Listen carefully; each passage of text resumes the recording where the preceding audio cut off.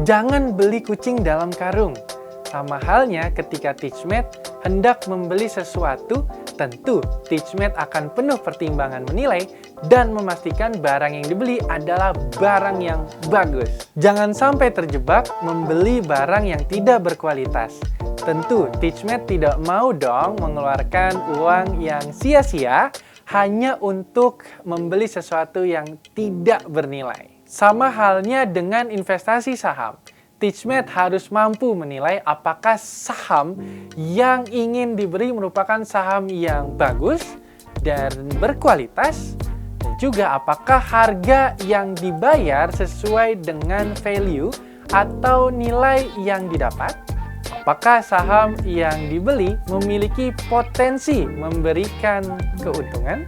Semua pertanyaan ini harus Teachmate cari jawabannya. Lalu, bagaimana cara menilai emiten itu bagus atau tidaknya? Salah satu analisis yang dapat Teachmate gunakan adalah analisis fundamental. Analisis fundamental menjadi bagian terpenting yang perlu dipelajari, terutama untuk para investor pemula.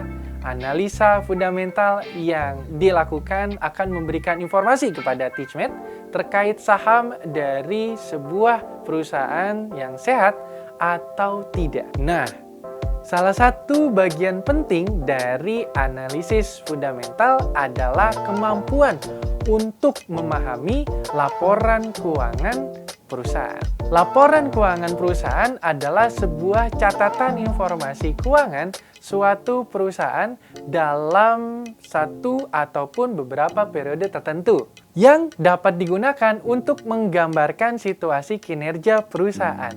Sederhananya nih Teachmate, laporan keuangan adalah dokumen penting berisikan catatan keuangan. Dengan memahami laporan keuangan, Teachmate akan mendapatkan banyak sekali informasi terkait bisnis perusahaan yang bisa menjadi dasar untuk Teachmate dalam pengambilan keputusan investasi.